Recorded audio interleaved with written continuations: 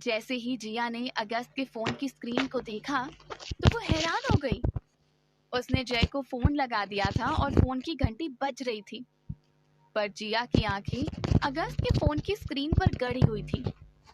अगस्त ने फिर से वही वीडियो प्ले किया था जो उसने आज दिन में जिया को दिखाया था। जिया अगस्त से उस वीडियो में बार बार खुद को गोद में उठाने के लिए कह रही थी और अगस्त उसे अपनी बाहों में उठा कर ले जा रहा था। जिया एक बार और वो वीडियो देखकर शर्मिंदा नहीं होना चाहती थी। तभी जिया गुस्से में अगस्त से कहती है, क्या तुम मेरे साथ ये खेल खेलना चाहते हो? ये सुनते ही अगस्त के चेहरे पर मुस्कुराहट आ जाती है, पर जिया को यह एहसास होता है कि जय ने पहले ही फोन पिक कर लिया था। जय की आवाज अचानक जिया के कान में आती है। जिया, क्या हुआ?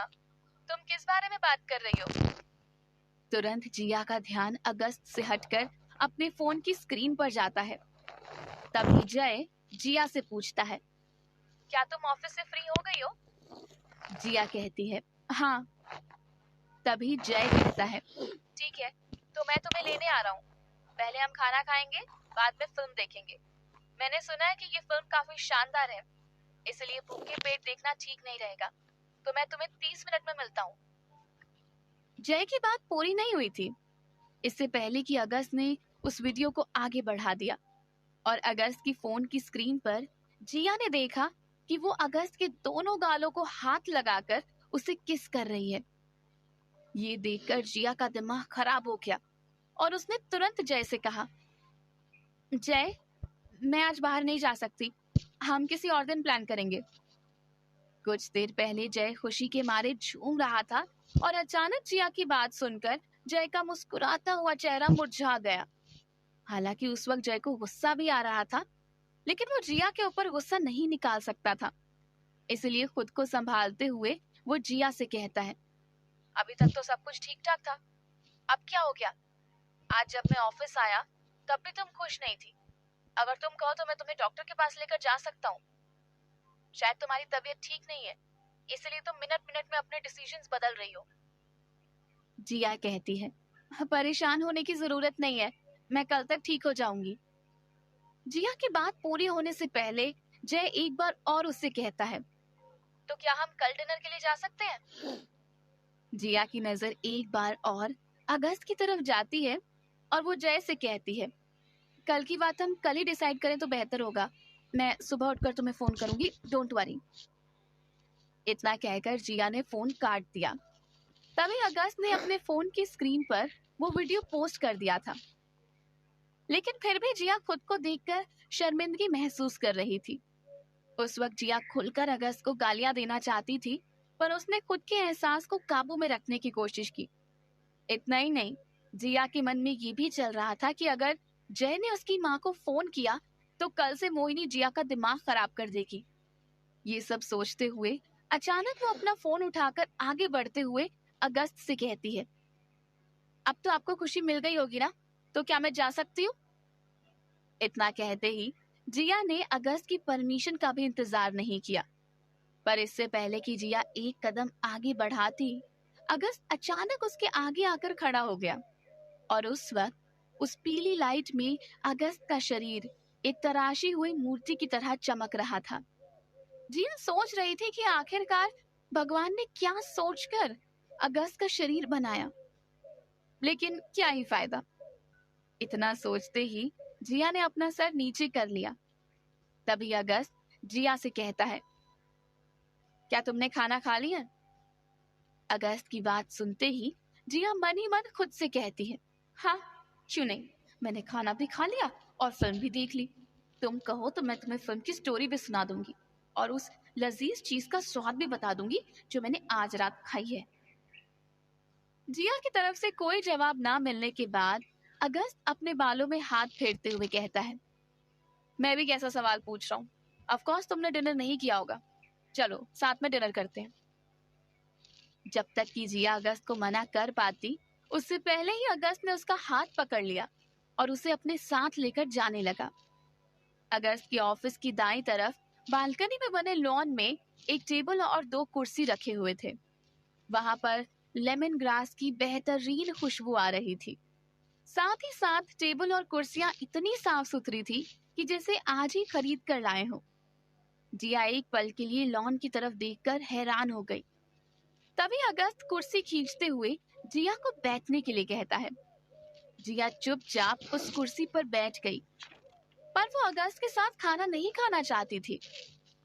बार बार उसे अपने कानों में अपनी माँ की आवाज गूंजती हुई सुनाई दे रही थी। दूसरी तरफ जय जिया के अचानक मना कर देने के कारण से हैरान था। वो अपने पूरे दिन की सभी बातों को रिकॉल करने लगा। उसने एक एक चीज नोटिस की।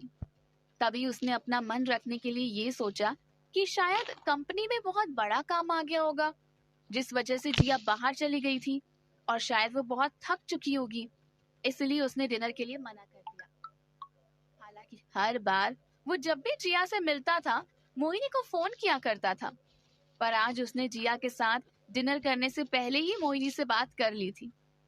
अब जय रस्तोगी एंटरप्राइजेस के लिए काम करेगा और उसका वहां जाना लगा रहेगा, ये जानकर मोहिनी भी खुश थी।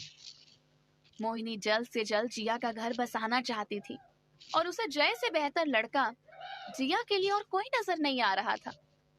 इतना ही नहीं, एक पल के लिए मोहिनी को ऐसा भी लग रहा था कि शायद जिया जय को पसंद करती है। यहाँ खाली टेबल के दोनों तरफ बैठे हुए अगस्त और जिया एक दूसरे की तरफ देख रहे थे। तभी जिया कहती है, तुम मुझे इस तरह जबरदस्ती अपने साथ खाना खाने के लिए नहीं बिठा सकते हो। अगस्त जिया की बात सुनकर हंसने लगता है। तभी दरवाजा खुलने की आवाज आती है। जिया जैसे ही दरवाजे की तरफ देखती है, उसे कुछ पैक डब्बों के साथ अधीर अंदर आता हुआ नजर आता है। तभी अधीर वो डब्बे टेबल पर रखते हुए जैसे ही अपने लिए कुर्सी खिसकाता है, तभी अगस्त अधीर की तरफ देखते हुए कहता है, अधीर, क्या तुम्हें नहीं लगता कि तुम्हें घर जाकर खाना खाना चाहिए? ये सुनते ही अधीर मुस्कुरा कर कहता है, जैसा आप ठीक समझे भाई, आपकी बात सराखों पर। वैसे मुझे बहुत भूख लगी थी, पर कोई बात नहीं। ये सुनते ही जिया को बुरा लगता है, पर वो उस समय कुछ नहीं कहती। अधीर जिया और अगस्त को गुड नाइट कहकर वहां से चला जाता है और अधीर के दरवाजे से बाहर निकलते ही जिया अगस्त की तरफ मुड़कर पूछती है, क्या अधीर आपका सगा भाई है? ये सवाल सुनते ही अगस्त हैरानी से जिया की तरफ देखता है और कहता है, क्या हुआ जिया, तुम अचानक मेरी फैमिली के बारे में क्यों जानना चाहती हो? जिया कहती है, मुझे आपकी फैमिली के बारे में नहीं जानना, मैं बस ये जानना चाहती हूँ कि क्या अधीर आपका सगा भाई है? तभी अगस्त कहता है, नहीं, वो मेरा सगा भाई नहीं है। उसकी दादी और मेरी दादी सगी बहनें थी। ये सुनते ही जिया अगस्त की तरफ देखकर कहती है, फिर भी वो आपका भाई है, लेकिन आप उसके साथ ऐसा बिहेव क्यों करते हो? आप चाहो तो उसे एक इंडिपेंडेंट बिजनेस संभालने के लिए कह सकते हो, फिर भी आपने उसे अपना पर्सनल सेक्रेटरी बनाया हुआ है। मुझे समझ में नहीं आता कि वो इतना हंसते मुस्कुराते हुए ये काम कैसे कर लेता है, वो भी आपके साथ। जिया के मुंह से अधीर की तारीफ सुनकर अगस्त कहता है, क्या हुआ जिया, क्या तुम्हें मुझसे ज्यादा अधीर में इंटरेस्ट है? तभी जिया गुस्से से अगस्त की तरफ देखकर कहती है, आपके लिए शायद भाई बहन का रिश्ता ना ज्यादा मायने नहीं रखता हो, लेकिन मेरे लिए रखता है। और अगर आपने गौर से सुना हो ना, तो अधीर मुझे बहन कहता है, इसलिए मुझे ऐसे मजाक बिल्कुल पसंद नहीं है। ये सुनते ही अगस्त जिया की तरफ देखकर मुस्कुराते हुए कहता है, ठीक है बाबा, मैं आज से तुम्हारे साथ कोई मजाक नहीं करूंगा। अब चलो खाना खा लो, नहीं तो ठंडा हो जाएगा। मैंने स्पेशली तुम्हारे लिए मंगवाया है। जिया को समझ नहीं आ रहा था कि अचानक अगस्त ऐसा बिहेव क्यों कर रहा है, जैसे जिया उसकी बीवी हो। तभी अगस्त ने जिया की तरफ बिना देखे सभी डब्बे खोलने शुरू कर दिए। एक एक करके जैसे जैसे खाने का डब्बा खुल रहा था, वैसे वैसे जिया की आंखें खुली की खुली रह गई। आज अगस्त ने वही खाना मंगवाया था जो खाना अक्सर जिया की माँ उसके पीरियड के टाइम पर बनाया करती थी। अदरक का सूप, पालक पनीर, लच्छा पराठा और गुड़ की फिरनी। एक पल के लिए जिया को लगा जैसे अगस्त ने जरूर किसी न किसी से बात की होगी या फिर किसी से पूछा होगा, वो इतना एग्जैक्ट खाना कैसे मंगा सकता है जो कि उसकी माँ बनाती थी।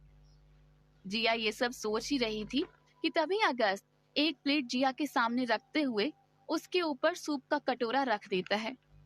जिया सूप की खुशबू सूंघकर अपनी आंखें बंद कर लेती है और कुछ देर बाद अगस्त की आवाज सुनकर उसकी आंखें खुलती हैं। अगस्त कहता है, सूप पी लो, नहीं तो ठंडा हो जाएगा। जिया कटोरे की तरफ देखकर कहती है, ये बहुत ज्यादा है, मैं इतना सूप नहीं पी सकती। अगस्त कहता है, जितना तुम्हें पीना है पी लो, बाकी मैं पी लूंगा। ये सुनते ही जिया एक बार और हैरान हो जाती है। उसे समझ नहीं आता कि अचानक अगस्त को क्या हो गया है। वो जिया का जूठा पीने के लिए क्यों तैयार हो रहा है। पर इससे पहले कि जिया अगस्त से कुछ कहती, उसने अपनी जीभ दांतों तले दबा ली और चुपचाप कटोरे में डाला हुआ सूप पीने लगी। सूप की हर एक एक बूंद के साथ उसे अपनी माँ के हाथ का टेस्ट याद आ रहा था। पहली बार जिया को अगस्त की हरकत पर गुस्सा नहीं आया और जिया अगस्त की तरफ देखने लगी। अगस्त के चेहरे पर कोई अकड़ नहीं थी। वो शांत बैठा उसे सूप पीते हुए देखकर मुस्कुरा रहा था। जिया उसे देखकर मन ही मन सोच रही थी कि सचमुच अगस्त बहुत खूबसूरत है। अगर जिया की जगह कोई और लड़की होती तो शायद उसके प्यार में पागल हो जाती। पर जिया को हर बार यही महसूस होता है कि अगस्त उसके लिए उसकी पहुंच से बहुत बाहर है। अगर उसने अगस्त के बारे में सपने देखने शुरू किए तो वो कहीं ना कहीं जीवन में उसे दुख पहुंचाएंगे। जिया अपने दिमाग में अपने थॉट्स को आते जाते महसूस कर रही थी और अगस्त चुपचाप सूप पीते हुए जिया की तरफ देखकर मुस्कुरा रहा था। तभी अचानक जिया को कुछ ख्याल आता है और वो चम्मच कटोरे पर रखते हुए अगस्त से पूछती है, मुझे ऐसा क्यों लग रहा है कि तुम मेरे साथ कोई खेल खेल रहे हो? क्या सचमुच अगस्त जिया के साथ कोई खेल खेल रहा था? जिया का सवाल सुनकर अगस्त उसकी तरफ देखकर मुस्कुराने लगता है, पर उसकी बात का जवाब नहीं देता। जिया अगस्त को इस तरह शांति से उसकी बात को सुनते हुए देखकर हैरान हो जाती है। तभी जिया फिर से अपने खाने की तरफ देखने लगती है। अगस्त ने देखा कि जिया की कटोरी का सूप खत्म हो चुका है। तभी वो जिया के लिए खाना परोसने लगता है। जिया गौर से अगस्त के हाथों को देख रही थी। उसे समझ नहीं आ रहा था कि अगस्त इतनी तकलीफ क्यों उठा रहा है। जिया ने एक बार और सभी खाने की चीजों की तरफ नजर घुमाई और जोर से सांस ली। इतना लजीज खाना और वो भी एकदम वैसा ही जैसा कि जिया अपने पीरियड्स में खाया करती है। अगस्त कहाँ से लेकर आया? अचानक जिया के मन में ये सवाल घूमने लगा कि क्या अगस्त सचमुच उससे प्यार करने लगा है? पर जिया ने तुरंत उस सवाल को अपने दिमाग से दूर करने की कोशिश की और फिर अगस्त के स्टैंडर्ड्स के बारे में सोचा। अगस्त देश के ही नहीं बल्कि दुनिया के टॉप 50 अमीरों में गिना जाता था। जब से जिया अगस्त से मिली थी तब से ही वो उसकी हर एक मैगजीन पढ़ा करती थी और मैगजीन में अगस्त की सक्सेस के अलावा पूरी देश की लड़कियों का उसके प्रति रुझान ज्यादा देखने को मिलता था। अगर जिया सिंड्रेला और प्रिंस चार्मिंग की कहानी को भी दोहराए तो भी उसे अपने और अगस्त के बीच में कोई कनेक्शन नहीं नजर आ रहा था। तभी जिया ने पीछे मुड़कर देखा। दरवाजे की बाएं तरफ एक मिरर लगा हुआ था और जिया खुद को उस मिरर में देख सकती थी। हालांकि जिया दिन भर काम करके थक चुकी थी, लेकिन फिर भी उसके चेहरे की रौनक कम नहीं हुई थी। इसलिए उसे आभा की बात याद आ गई। आभा ने कहा था, जिया तेरे पास ये शरीर है और अगस्त को इसकी जरूरत है। अगर तू चाहे तो इसका इस्तेमाल करके अपने सपनों को पूरा कर सकती है। पर कोई इंसान सिर्फ किसी के साथ सोने की इच्छा रखते हुए इतना सब कुछ क्यों करेगा? फिर उस रात पार्टी वाले दिन जब जिया खुद नशे में धुत होकर अगस्त के ऊपर गिरे जा रही थी, तब अगर अगस्त चाहता तो जिया का फायदा उठा सकता था, लेकिन उसने ऐसा नहीं किया। अचानक से जिया के दिमाग में कई सारे सवाल एक दूसरे से उलझने लगे। अब जिया का दिमाग सवालों के जवाब देने की जगह पर एक सवाल के पीछे दूसरा सवाल खड़ा करते जा रहा था। अचानक अगस्त की नजर जिया के कटोरे पर पड़ी। जिया कटोरे में रखा हुआ सारा सूप पी चुकी थी, इसलिए अगस्त ने बाकी के टिफिन को खोलते हुए जिया की प्लेट में खाना परोसा। उस वक्त अगस्त पक्का बावर्ची लग रहा था, जिसे किचन एटिकेट्स बहुत अच्छे से पता थे। जैसे ही अगस्त ने हॉटकेस से रोटी निकालकर जिया के प्लेट में रखी, तभी जिया तुरंत अगस्त से कहती है, क्या हम पहले कभी मिले हैं? मेरे कहने का मतलब है, ताज होटल में टकराने से पहले क्या हम पहले कभी मिले हैं? जिया का ये सवाल अगस्त के लिए बहुत अटपटा सा था, इसलिए अगस्त ने सवालिया नजरों से जिया की तरफ देखा। तभी जिया अपने सवाल को और समझाते हुए अगस्त से कहती है, मैं जानना चाहती हूँ, कहीं तुम मेरे बिछड़े हुए पापा तो नहीं? ये सुनते हुए अगस्त मुंह में निवाला डालते डालते रुक गया और जिया की तरफ देखने लगा। जिया अपनी बात को जारी रखते हुए कहती है, पापा नहीं तो तुम मेरे भाई भी हो सकते हो। ये सब सुनकर अगस्त को गुस्सा आ जाता है और वो जिया से कहता है, तुम ऐसी बेतुकी बातें क्यों कर रही हो? मैं तुम्हारा बाप या भाई कैसे हो सकता हूँ? जिया अगस्त से अपनी नजरें हटाकर उसे सारा खाना नोटिस करवाते हुए कहती है, तुम मेरा इतना ध्यान रख रहे हो तो जाहिर सी बात है कि तुम मुझे पहले से जानते होंगे ना, और अगर तुम मुझे पहले से जानते हो तो जरूर हमारा कोई रिश्ता भी होगा, और इतना ख्याल तुम मेरा तभी रख सकते हो, इसलिए पूछ रही हूँ, बताओ क्या तुम मेरे बाप या भाई हो? अगस्त कहता है, मुझे नहीं पता था कि इस सूप में नशा होगा, नहीं तो तुम ऐसी बहकी बहकी बातें नहीं करती। इतना कहते ही अगस्त उसके सामने 4 उंगलियां खड़ी करके कहता है, बताओ ये कितने हैं? जिया गुस्से से अगस्त की तरफ देखती है और कहती है, मैं कोई छोटी बच्ची नहीं हूँ जिसे इन सब चीजों की जरूरत पड़े। तभी अगस्त जिया की तरफ वीडियो दिखाते हुए हाथ बढ़ाने लगता है और जिया उसे रोकते हुए कहती है, बार बार वो वीडियो दिखाने की जरूरत नहीं है, मैं जानती हूँ तुम मेरे साथ क्या करना चाहते हो। अगस्त हैरानी से जिया की तरफ देखते हुए कहता है, तो ठीक है, बता दो मैं तुम्हारे साथ क्या करना चाहता हूँ। जिया कहती है, मिस्टर अगस्त, क्या आपको पता है आप मुझे यहाँ जबरदस्ती लेकर आए हैं। अगर मैंने वो वीडियो नहीं देखा होता तो मैं कभी नहीं आती, इसलिए अब आप मेरे से ये उम्मीद मत रखिए कि मैं आपसे अच्छी तरह से बात करूंगी। तभी अगस्त जिया से कहता है, तुम मुझे मिस्टर अगस्त कहकर क्यों बुलाती हो? जिया कहती है, तो फिर क्या कहकर बुलाऊं, पापा या भाई? जिया की बात सुनते ही अगस्त अपनी कुर्सी खिसकाते हुए उठ खड़ा होता है और धीरे धीरे जिया की तरफ कदम बढ़ाने लगता है। जिया उससे सिर्फ 1 हाथ की दूरी पर बैठी हुई थी। अगस्त उसके करीब गया और थोड़ा झुकते हुए उसने अपने दोनों हाथ जिया के गालों पर लगा दिए। कुछ देर के लिए जिया बर्फ की तरह ठंडी पड़ गई। तभी अगस्त ने अपने होंठ जिया के होठों पर रख दिए। तभी जिया ने अपना हाथ अगस्त की छाती पर रखा और उसे हल्का सा धक्का दिया। अगस्त जिया का हाथ अपनी छाती पर महसूस करते ही उठ खड़ा हुआ और उसने जिया की आंखों में आंखें डालकर कहा, क्या तुम्हारे पापा और तुम्हारे भाई तुम्हारे साथ ऐसा बिहेव करते हैं?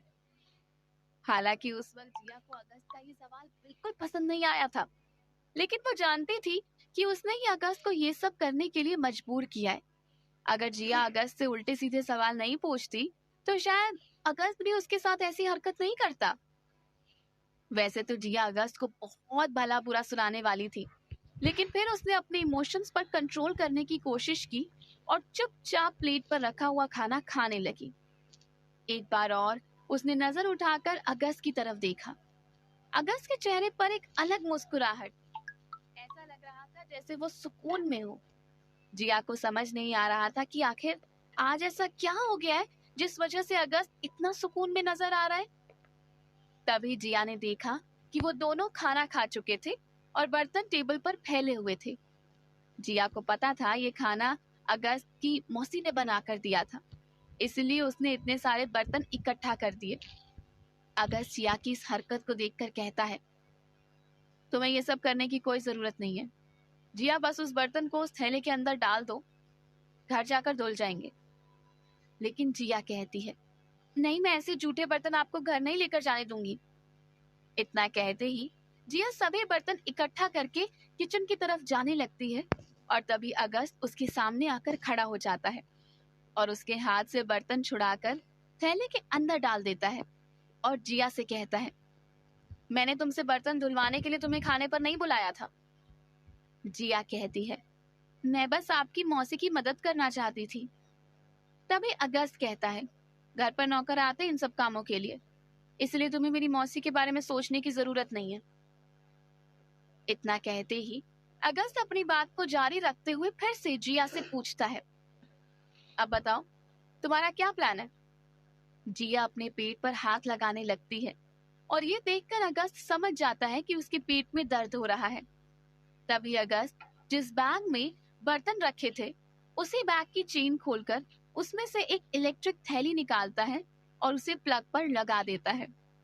जिया अगस्त को ऐसा करते हुए देख रही थी। तभी अगस्त पीछे मुड़कर जिया से कहता है, मैंने तुम्हें खड़े रहने की सजा नहीं दी है, तुम उस कुर्सी पर बैठ सकती हो। इतना सुनते ही जिया कुर्सी पर बैठ गई और कुछ ही देर में अगस्त ने थैली लाकर जिया के पेट पर रख दी। इस तरह एक बार और अगस्त के बिहेवियर ने जिया को हैरानी में डाल दिया था। तभी अगस्त एक कुर्सी जिया की कुर्सी के पास खिसकाते हुए कहता है, अच्छा आप बताओ तुम इसके बाद क्या करने वाली हो, क्या हम पिक्चर देखने चले। जिया कहती है, मुझे आपके साथ पिक्चर देखने का कोई इंटरेस्ट नहीं है, मैं सीधा घर जाकर सो जाऊंगी।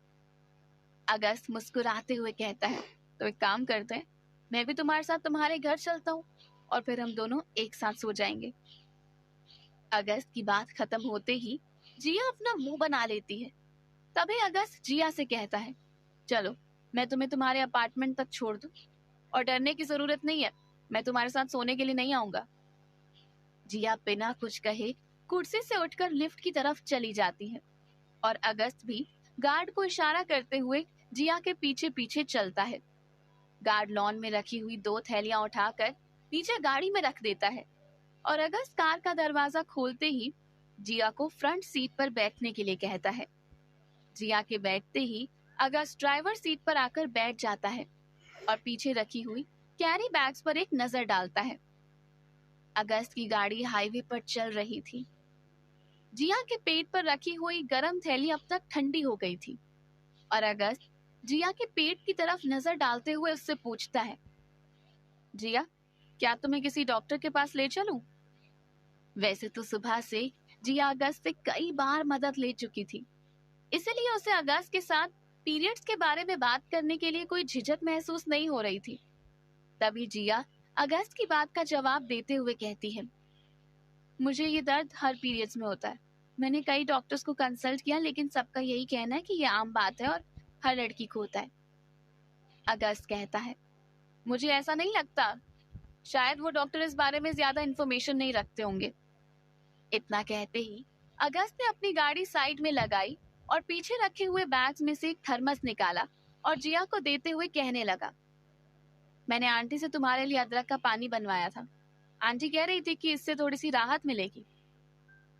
जिया ने थर्मस पकड़कर अगस्त की तरफ एक नजर डाली, पर आज पहली बार जिया की आंखों में अगस्त के लिए गुस्सा नहीं था और वो गौर से अगस्त की तरफ देख रही थी। अचानक जिया की आंखों के सामने वो सारे पल घूमने लगे जब अगस्त ने उसका ध्यान रखा था। पहली बार जिया अगस्त को ताज होटल में मिली थी और अगस्त ने उस मोटे आदमी से जिया को बचाया था। इतना ही नहीं, जब वो पार्टी में गई थी और पीकर नशे में चूर थी, तब भी अगस्त ने उसके नशे का फायदा नहीं उठाया। जिया सोच रही थी कि अब उसे कितने सारे सबूतों की जरूरत है। हालांकि कई बार उसे अगस्त की वजह से शर्मिंदा भी होना पड़ा था, लेकिन अगस्त ने कभी भी जानबूझकर जिया को शर्मिंदा नहीं होने दिया था। क्या जिया के मन में अगस्त के लिए प्यार जाग रहा था? आगे जानने के लिए सुनते रहिए। जिया धड़क धड़क जाए। सिर्फ रात के 11 बजे थे। तभी अगस्त की कार अपार्टमेंट के पास रुकती है और जिया कार से उतरते हुए अगस्त को थैंक यू कहती है और फिर सीधा अंदर चली जाती है। अगस्त उसे जाते हुए देख रहा था और जिया भी बार बार अगस्त के बारे में सोच रही थी।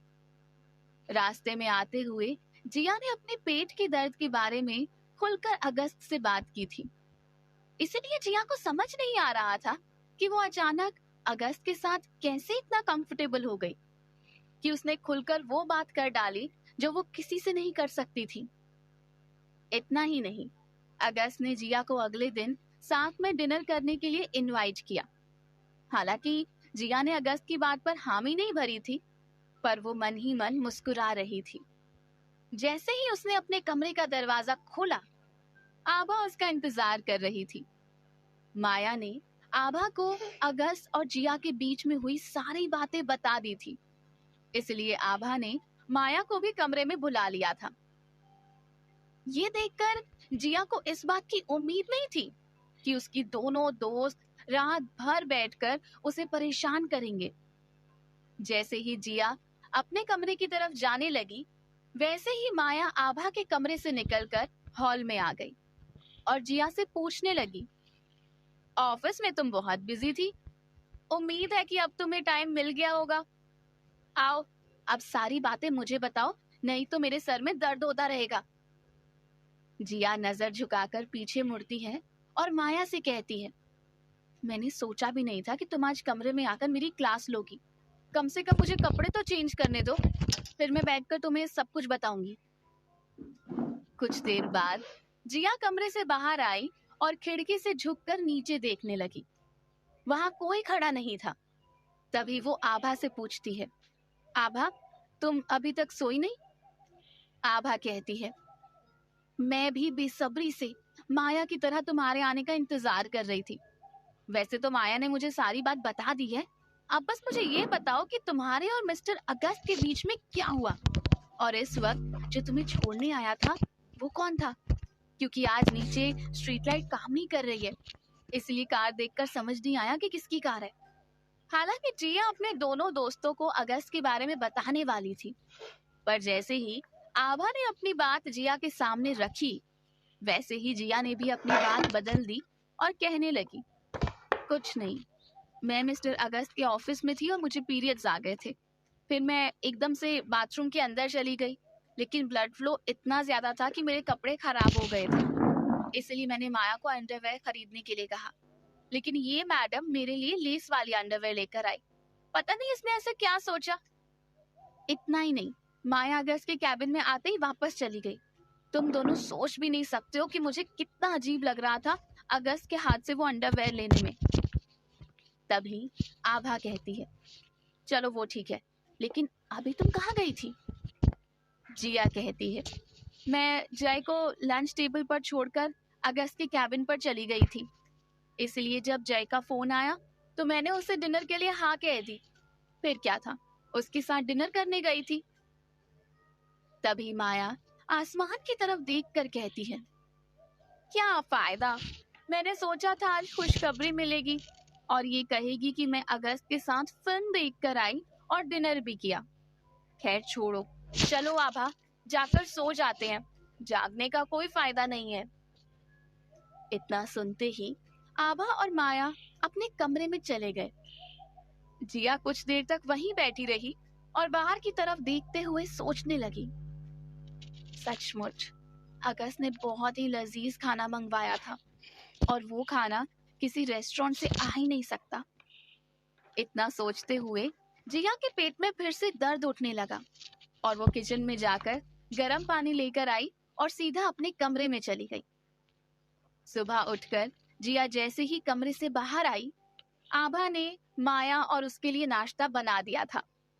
जिया नाश्ता देखकर फिर से अपने कमरे में चली गई और फ्रेश होकर नाश्ता करने टेबल पर बैठ गई।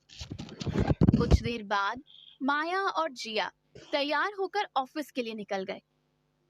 दिन भर काम खत्म करने के बाद जब माया जिया को घर चलने के लिए कहती है, तब जिया बहाना बनाते हुए माया को मना कर देती है और फिर सबके जाने के बाद 13th फ्लोर पर चली जाती है।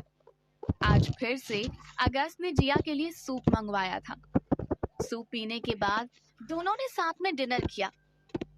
लगभग एक हफ्ते तक अगस्त और जिया एक साथ इसी तरह डिनर करते रहे। जिया को समझ में नहीं आ रहा था कि हर दिन वो अगस्त के साथ कंफर्टेबल होती जा रही थी। इतना ही नहीं, दूसरी तरफ अभिलाषा भी शांत थी। वो ना तो फ्लोर पर आती थी और ना ही किसी से कुछ कहती थी। हालांकि सारा स्टाफ अभिलाषा के इस अजीब बिहेवियर की वजह से हैरान था, लेकिन साथ ही साथ सबको इस बात की खुशी थी कि कम से कम अब कोई उन्हें परेशान नहीं करने वाला था। कुछ दिनों से अभिलाषा सीधा अपनी कार से उतरकर अपने कैबिन में चली जाती थी और दिन भर कैबिन में बैठने के बाद शाम को 5:30 बजे ऑफिस से निकल जाती थी। ऐसा लगता था जैसे अभिलाषा वहां काम करने वाले किसी भी आदमी को जानती पहचानती तक ना हो। पर स्टाफ में मौजूद कई लोगों के मन में ये भी डर था कि कहीं ये तूफान के आने से पहले का सन्नाटा तो नहीं, क्योंकि जब से उन्होंने अभिलाषा के साथ काम करना शुरू किया था तब से उन्होंने कभी भी अभिलाषा को इतनी शांति से ऑफिस आते और जाते नहीं देखा था। जिया के पीरियड्स खत्म हो चुके थे और शायद इतने सालों में ये उसका पहला पीरियड था जब उसका ध्यान उसकी माँ के अलावा किसी और ने रखा हो। और इस हफ्ते के गुजर जाने के बाद अगस्त और जिया के बीच का रिश्ता वो नहीं रह गया था जो एक हफ्ते पहले था। आज सुबह ऑफिस आते हुए जिया ने माया को कॉफी हाउस चलने का वादा किया था, इसलिए माया अपना सारा काम खत्म करके जिया से पूछती है, तुम अभी भी कंप्यूटर पर काम कर रही हो? तुमने बोला था ना ऑफिस से निकलकर हम कॉफी हाउस जाएंगे। जिया कहती है, मुझे माफ कर दो माया, मुझे कुछ जरूरी काम आ गया है। मैं आज तुम्हारे साथ कॉफी हाउस नहीं चल पाऊंगी। हम किसी और दिन चलते, वीकेंड में आई थिंक सही रहेगा। माया कहती है, क्या बात है जिया, क्या वो वकील तुम्हारा पीछा नहीं छोड़ रहा है? ये सुनते ही जिया मुस्कुराने लगती है। तभी माया अपना बैग उठाकर वर्क स्पेस से बाहर चली जाती है। जिया भी अपना कंप्यूटर बंद करके यहाँ वहां नजर घुमाने लगती है। ऐसा लग रहा था जैसे ये जिया का रोज का रूटीन बन गया था। वो अक्सर यही काम किया करती थी।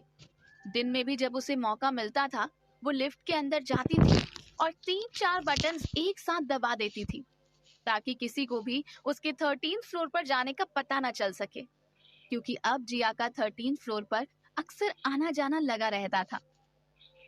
दूसरी तरफ जिया जय का फोन नहीं उठा रही थी और ना ही उसके मैसेज का रिप्लाई दे रही थी।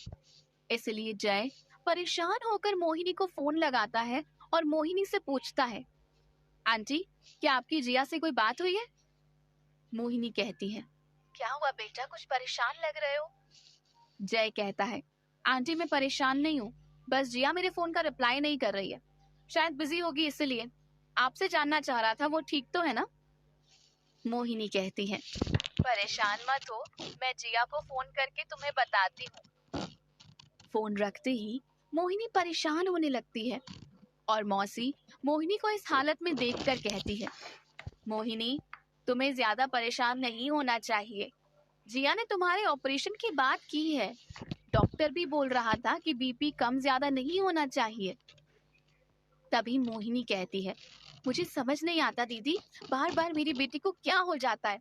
अब वो जय का फोन नहीं उठा रही है। मौसी मोहिनी को समझाते हुए कहती है, बच्चों के बीच में कई सारी बातें होती है मोहिनी, इतना दिल पर मत लगाओ। एक बार जिया को फोन कर लो, शायद तुम्हें पता चल जाएगा। मोहिनी जिया को फोन लगाती है। जिया लिफ्ट के बाहर खड़ी 13th फ्लोर पर जाने का इंतजार करती है। तभी लिफ्ट आकर उसके सामने रुकती है और उसका फोन बजने लगता है। जिया फोन की स्क्रीन पर अपनी माँ का नंबर देखकर तुरंत फोन उठा लेती है और जब तक वो हेलो बोलती, मोहिनी तुरंत बोलना शुरू करते हुए कहती है, जिया बेटा तू ठीक तो है ना? जय का फोन आया था और वो तेरे बारे में पूछ रहा था। उसने बताया कि तूने एक हफ्ते से उसका फोन नहीं उठाया है। अपनी माँ को परेशान देखकर जिया कहती है, माँ जय मुझे बार बार डिनर के लिए इनवाइट कर रहा है, लेकिन मैं पीरियड पर हूँ और आपको पता ही है ना कि पीरियड में मुझे कितना पेट दर्द होता है, इसलिए मैंने उसका फोन नहीं उठाया और मैंने उसे मैसेज करके कह दिया है कि मैं फ्री होकर उसे फोन करूंगी। मोहिनी समझ गई थी कि जिया जानबूझकर कोई गलती नहीं कर रही है, इसलिए उसने लंबी सांस ली और फोन रखने से पहले जिया को अपना ध्यान रखने के लिए कहा। जिया भी गुड नाइट कहकर फोन डिस्कनेक्ट कर देती है और फिर से लिफ्ट का बटन दबाती है। तभी मोहिनी जय को फोन लगाकर उसे समझाते हुए कहती है, जय, परेशान होने की कोई बात नहीं है। जिया की तबीयत थोड़ी खराब है, इसीलिए वो तुम्हारा फोन नहीं उठा रही है। वो जैसे ही ठीक होगी तो तुमसे बात कर लेगी। ये सुनकर जय मोहिनी से पूछता है, आंटी अगर आप कहें तो क्या मैं जिया की कुछ मदद कर सकता हूँ? अगर उसकी तबीयत खराब है तो उसे डॉक्टर के पास जाना चाहिए, और जहाँ तक मुझे पता है वो रोज ऑफिस जा रही है। ये उसकी सेहत के लिए अच्छा नहीं है। तभी मोहिनी एक बार और जय को समझाते हुए कहती है, नहीं बेटा, उसे डॉक्टर के पास जाने की कोई जरूरत नहीं है, और वो खुद ब खुद ठीक हो जाएगी। लड़कियों को तो ये सब प्रॉब्लम्स होती ही रहती हैं। इतना कहते ही जय समझ गया था और उसने मुस्कुराते हुए गुड नाइट कहकर मोहिनी का फोन डिस्कनेक्ट कर दिया। दूसरी तरफ जिया लिफ्ट के अंदर जाती है और चौथे, पांचवें, साथ ही सातवें फ्लोर का बटन दबाने के बाद 13th फ्लोर का बटन दबाती है। जिया मन ही मन सोच रही थी कि वो किसी कातिल की तरह पुलिस से बचने के लिए हथकंडे आजमा रही है। उसे तो पुलिस की हेल्प करनी चाहिए, क्योंकि वो पुलिस को बता सकती है कि एक क्रिमिनल किस तरह से सोच सकता है। ये सब सोचते हुए जिया मन ही मन मुस्कुराने लगती है। तभी चौथे फ्लोर पर लिफ्ट का दरवाजा खुलता है और बंद होता है, और लिफ्ट ऊपर की तरफ बढ़ने लगती है। जिया खुद को लिफ्ट के पीछे की तरफ बने आईने में देखते हुए अपने बाल ठीक करती है, और तब तक लिफ्ट 13th फ्लोर पर पहुंच गई थी। और जैसे ही लिफ्ट का दरवाजा खुला, जिया अगस्त के ऑफिस की तरफ देखने लगी। आखिर क्यों जिया अपने दोस्तों से झूठ बोल रही थी? क्या वो अगस्त और जिया के चेहरे पर मुस्कुराहट थी, और जब उसकी नजर अगस्त के कैबिन पर पड़ी तो उसे अगस्त नजर ही नहीं आ रहा था।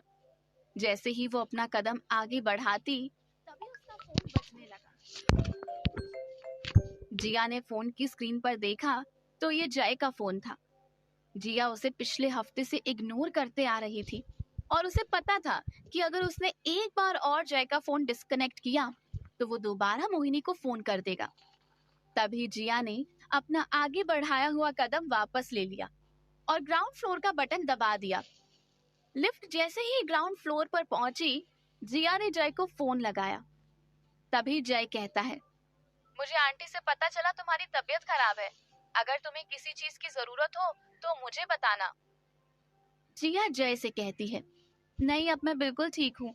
अगर तुम कहो तो हम आज बाहर जा सकते हैं। जिया नहीं चाहती थी कि वो फिर से जय को इग्नोर करे और वो मोहिनी की परेशानियां बढ़ाता रहे, इसलिए जिया हाँ कहती है। ये सुनते ही जय खुशी के मारे झूम उठता है और जिया से कहता है, ठीक है, मैं तुम्हें तुम्हारे ऑफिस लेने आता हूँ। जिया ने जय की बात का कोई जवाब नहीं दिया और तुरंत फोन डिस्कनेक्ट कर दिया। तभी जिया अपना फोन देखते हुए अगस्त को फोन लगाती है। अगस्त बाथरूम से बाहर आते हुए हैंड टॉवल से अपने हाथ पोंछ रहा था।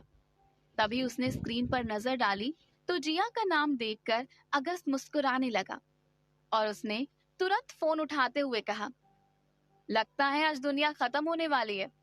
तुमने मुझे फोन कैसे कर दिया? तभी जिया कहती है, मुझे आज एक बहुत जरूरी काम के लिए जाना है, इसलिए मैं साथ में डिनर करने नहीं आ पाऊंगी। आप खा लेना। जिया अगस्त की तरफ से किसी रिप्लाई का इंतजार कर रही थी, पर अगस्त ने कोई जवाब नहीं दिया। जिया कुछ देर तक वेट करने के बाद अगस्त से कहती है, मैं एक रीयूनियन पार्टी में जा रही हूँ।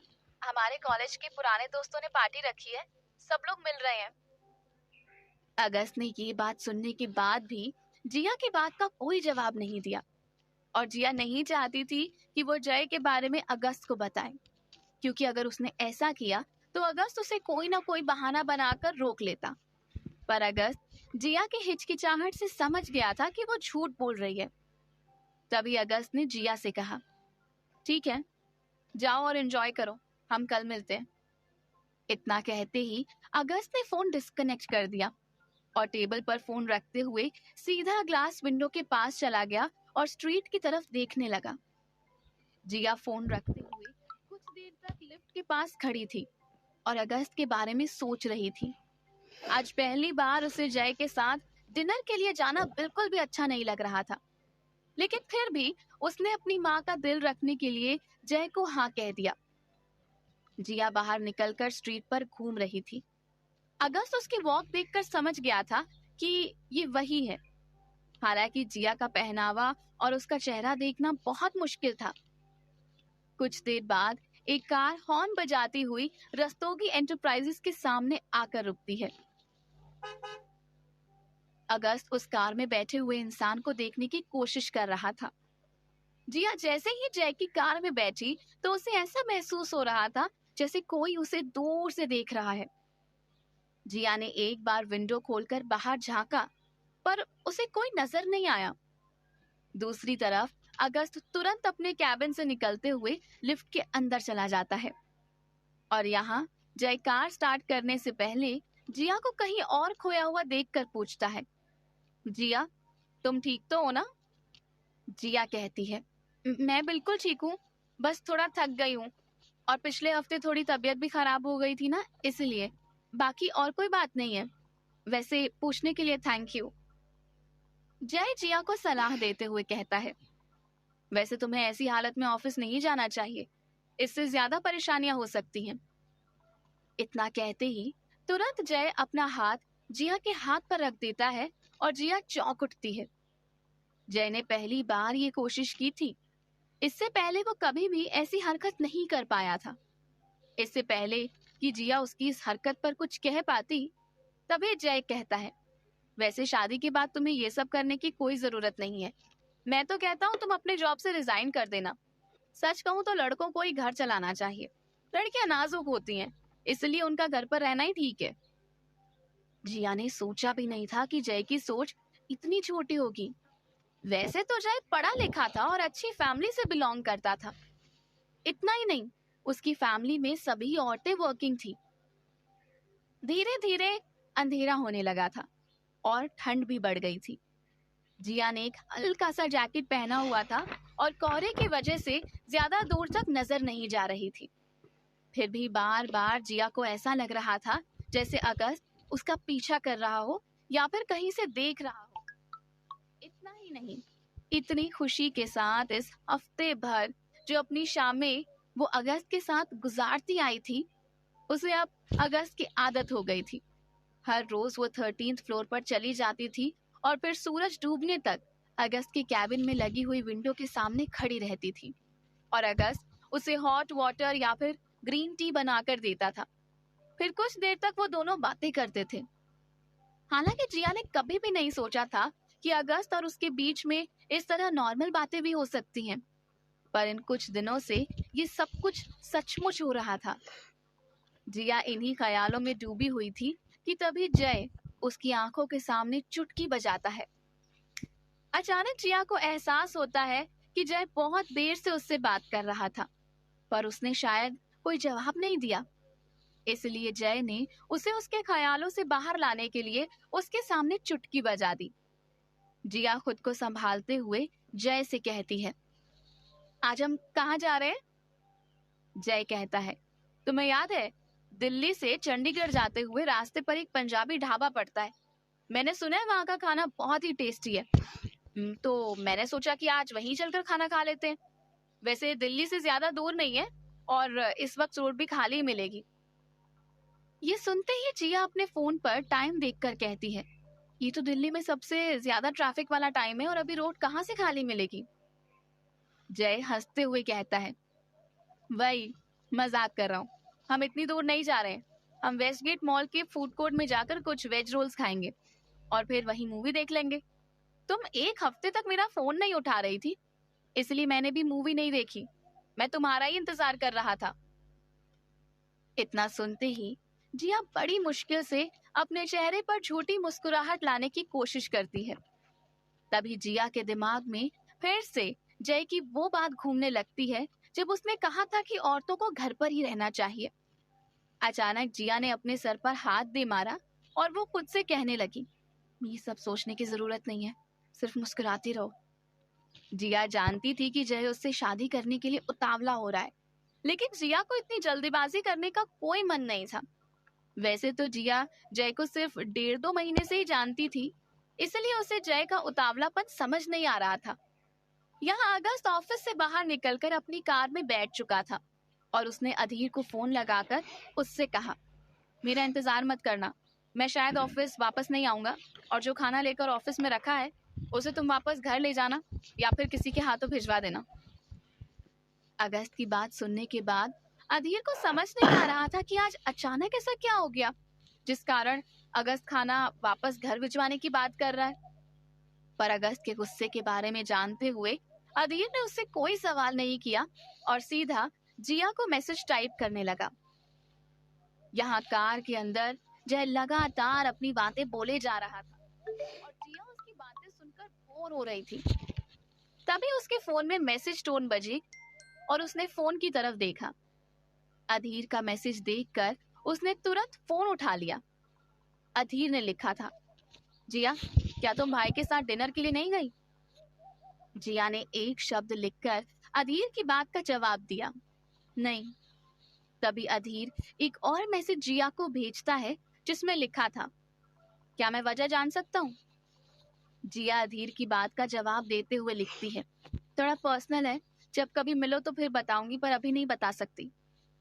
मैसेज सेंड करते ही जिया ने अपना फोन साइड में रख दिया, पर जय अब भी अपने बोरिंग किस्से जिया को सुनाता जा रहा था। जिया मन ही मन जोर से चिल्लाना चाहती थी क्योंकि उसे जय की बातें बिल्कुल भी पसंद नहीं आ रही थी। जय उसे ये बता रहा था कि वो अपने ऑफिस में कैसे काम करता है और उसके नीचे काम करने वालों के साथ वो कैसा बिहेव करता है। इतना ही नहीं, वो जिया को ये सिखा रहा था कि कंपनी में दोस्ती रखो पर किसी को सर पर मत चढ़ाओ। जिया को ये सब चीजें बिल्कुल भी पसंद नहीं थी। वो ऊंच नीच और अपने पराये पर भेद नहीं करना चाहती थी और ना ही उसे भेद करना पसंद था।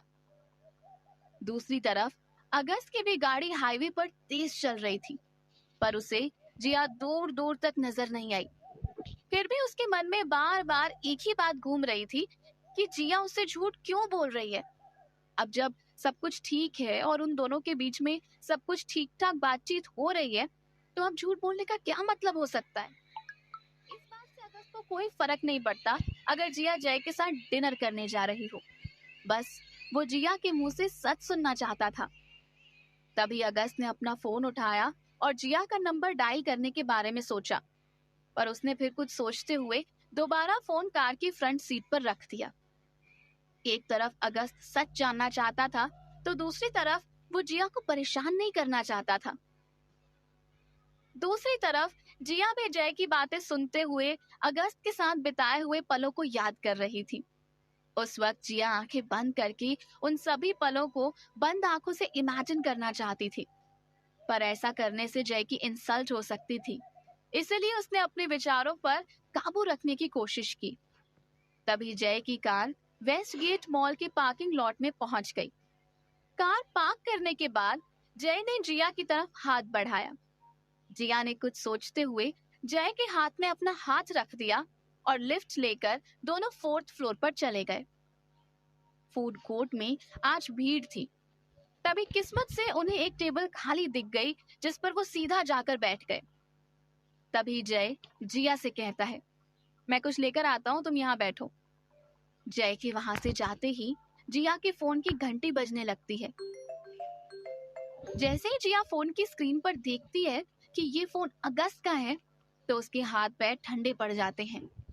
क्या अगस्त जिया का पीछा कर रहा था? आगे जानने के लिए जिया अपने फोन को घूर रही थी।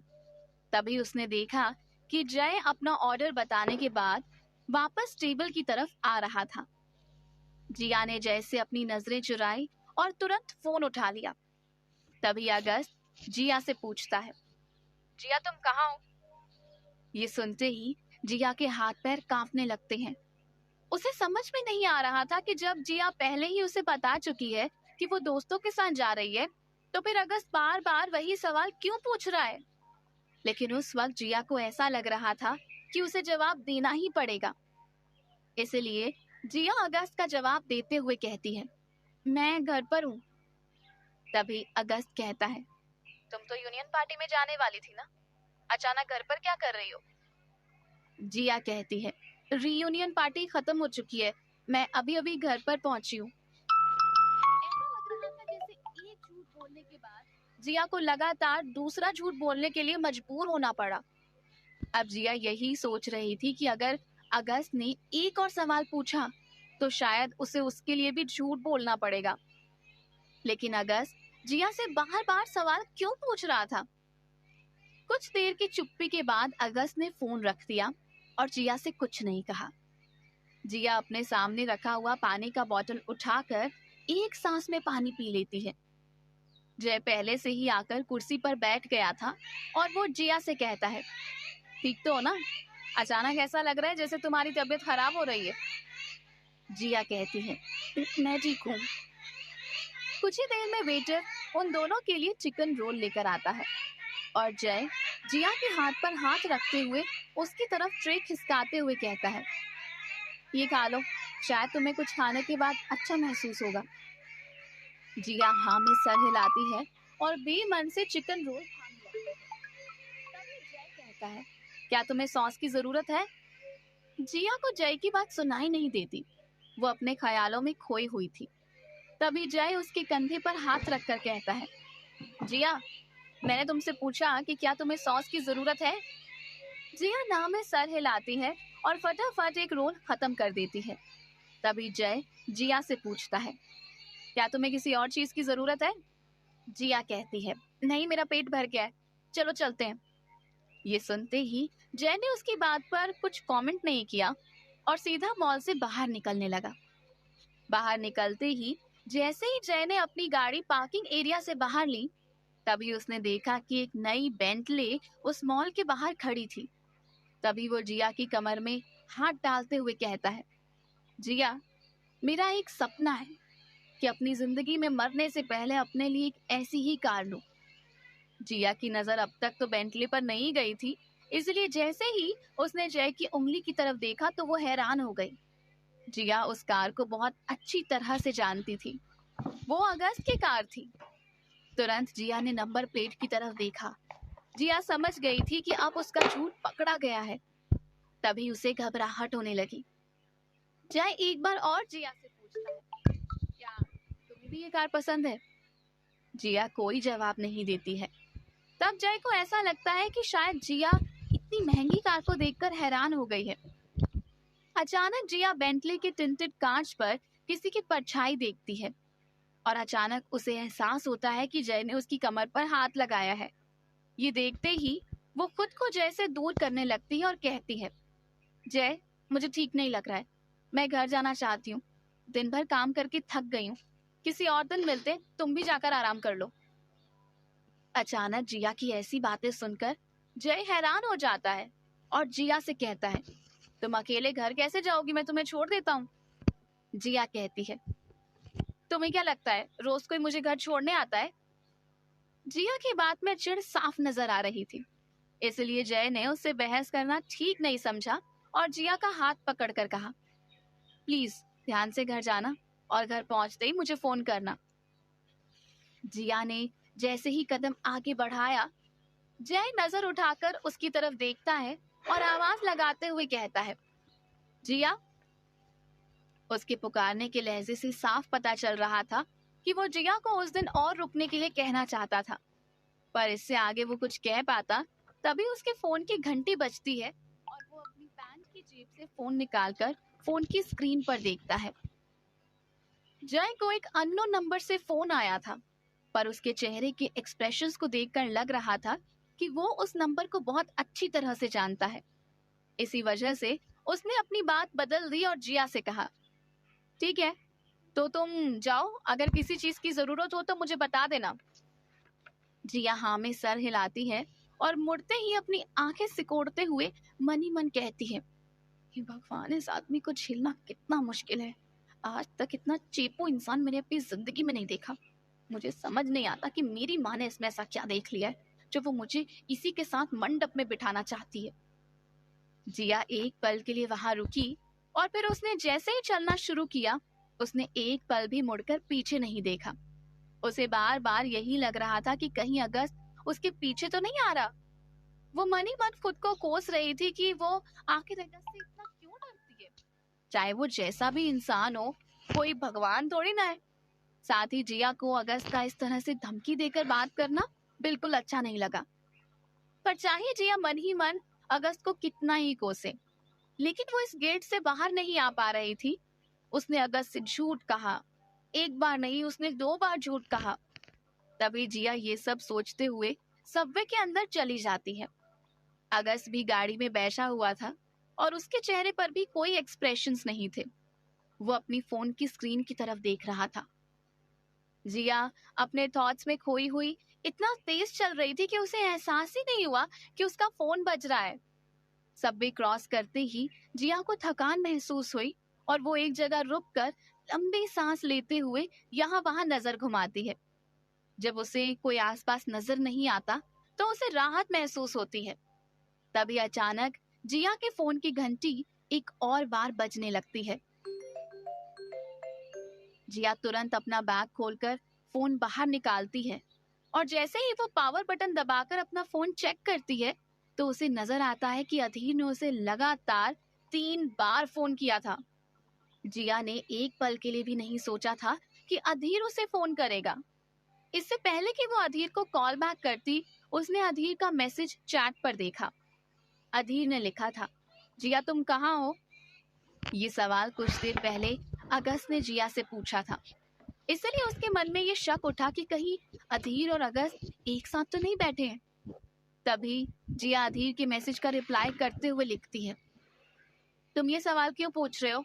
क्या अगस्त तुम्हारे साथ है? मैसेज सेंड करते ही जिया अपने गले पर हाथ लगाकर उसके रिप्लाई का इंतजार करती है।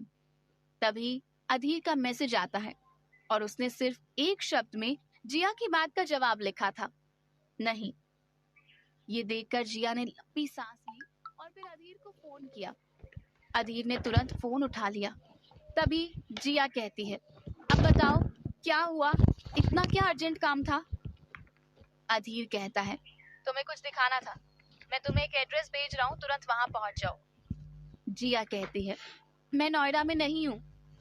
तभी अधीर कहता है, तुम्हें ज्यादा दूर नहीं आना पड़ेगा, क्योंकि जो मैं एड्रेस भेज रहा हूँ वो रजौरी गार्डन का ही है। जैसे ही जिया ने वो एड्रेस देखा, उसकी आंखें खुली की खुली रह गई। वो एक स्वीट शॉप का एड्रेस था जहाँ पर दिल्ली के अमीर लोग आकर आइसक्रीम खाया करते थे। दिल्ली में ये स्वीट शॉप आइसक्रीम, फालूदा और कुल्फी के लिए फेमस था। पर वो sweet shop West Gate Mall से ज्यादा दूरी पर नहीं था। इसलिए जिया सोच रही थी कि जरूर अधीर उसे बेवकूफ बना रहा है। अगर वहां अगस्त अधीर के साथ हुआ